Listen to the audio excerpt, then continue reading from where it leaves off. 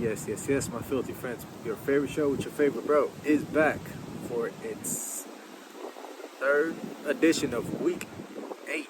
Halfway home already of NFL action. Today we are kicking off ESPN Presents Monday Night Football live in Pittsburgh between the New York Football Giants, who are at 2-5, against the Pittsburgh Steelers at 5-2.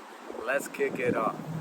Two quarterbacks, Daniel Jones and Russell Wilson. Steelers fans, after last week, Russell Wilson is the second coming of Big Ben and Terry Bradshaw.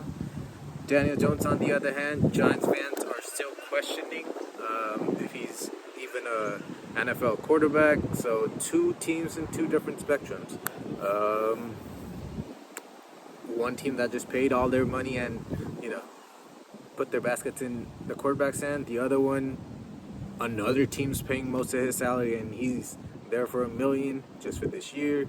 Justin Fields could possibly be the future. Like, there's so many moving parts to that. But let's kick off with the Giants in this one, and why we're not picking and why we are picking against them. Because other than Malik Neighbors, what weapon or weapons or playmakers, whatever you want to call them, what does Daniel Jones have? Other than his legs and Malik Neighbors, he had Saquon. He doesn't have that anymore. He's not trusting Singletary, and he can't do what Saquon could do anyway. On the other side, for the Steelers, as much as we talk about Russell Wilson and maybe possibly adding another weapon, they already have George Pickens. However, people are still sleeping on Freiermuth, who was a top 5 tight end like not too long ago. He just needs to be built back up, like actually feed him a little bit. He's kind of turning into what Kyle Pitts was last season with Arthur Smith. Unfortunately, they did get Van Jefferson. That's a solid get. He's not your number 1, maybe not your number 2, but as a 3 to 5, he's a solid get. Calvin Austin, the speed that man possesses, I still don't understand why he is not utilized as a dynamic weapon that he can be. So that's a question mark. You still do have Najee Harris and Jaylen Warren running that rock in the back. So what does Daniel Jones have? I still ask myself. After that, it gets worse. The regressed O-line last year, after Evan Neal came out and talked about us burger flipping fans, after that, he's been burger flipping on the sidelines. So, yeah, that O-line has not improved. Andrew Thomas, left tackle, phenomenal, but he's out. I think for the whole year, too, unfortunately. So, Godspeed recovery to my guy. But you just got the right side of the Raiders O-line, which was not that great, especially in pass pro last year, may I add. But you just got the right guard, 33-year-old right guard from the Raiders. You went and double dipped with a 27-year-old right tackle from the Raiders, who are both average. Okay, but you didn't want to pay Saquon. I'm just trying to understand Joe Shane's vision, or like what is actually happening with this Giants organization. John Mara, talk to me, bro. Please, explain to me what the direction or the vision is for this team. It frustrates me, and I understand the fan base, because for the Raiders, we are the same way. Next, now let's move on to the defense for the Giants. They're playing a 3-4 in a division of 4-3. I've been questioning this with so many teams. Some teams have thrown the egg back to my face, which I'll humbly take. But in this one's kind of weird. When you had Michael Strahan, Justin Tuck, and those guys winning Super Bowls almost 15 years ago, you guys had a 4-3. It was 4 guys in the front. They go get them. Linebacker, if one person needs to add on, that would be the 5th guy. The other 2 stay back. They'll, hold it together like an AP that we have now. And then you have your, defensive backs. But nope, we got to play a 3-4. And even after firing your defensive coordinator, letting Rick Martindale go to Michigan, why are you still playing that system if you know it does not work?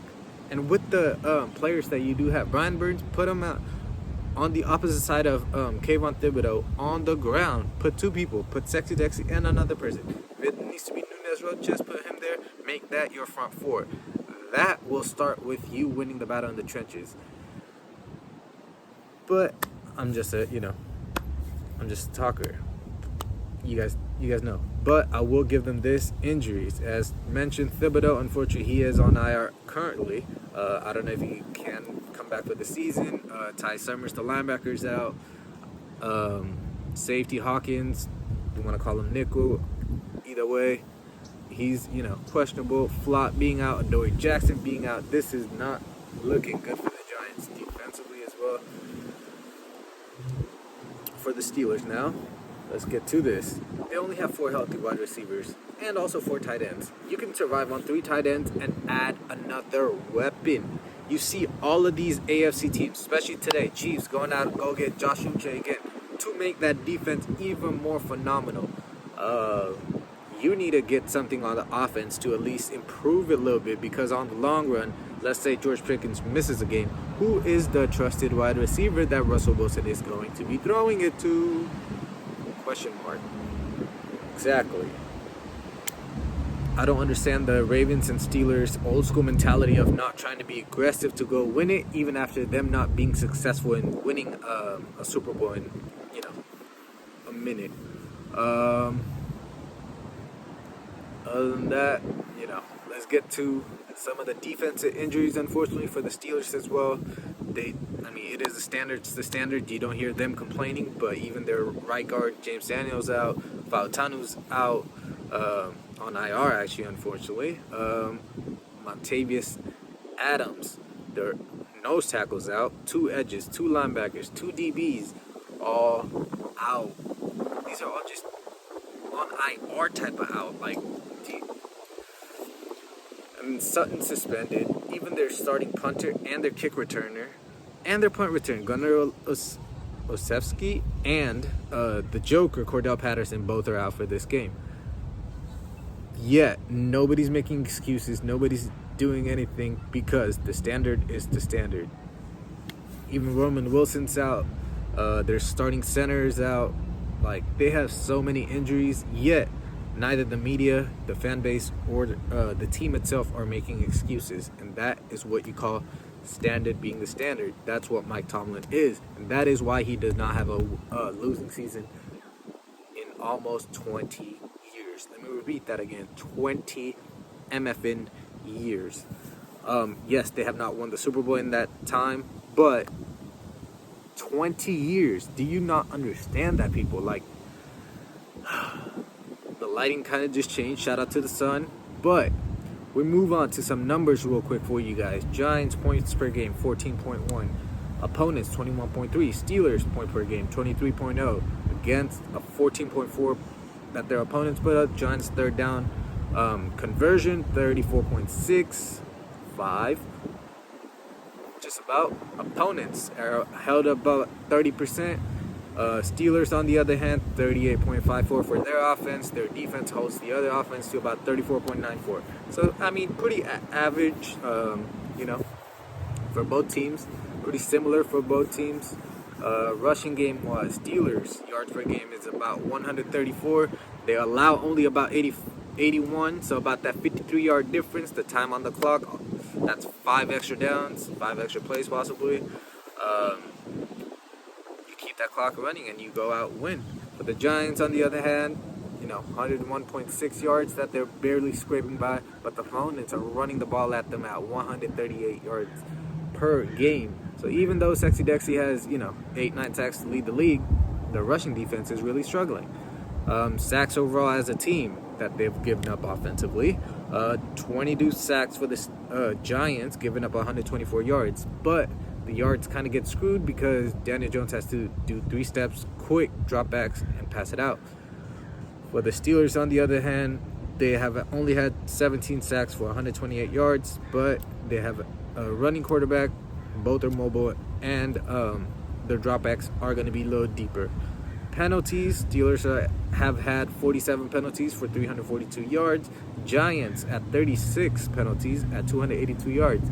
So Giants might actually be, a little bit more disciplined team over a Mike Tomlin team that is, a big thing. Turnover margin, however, Steelers are +9, Giants are -2. That's going to, probably added on.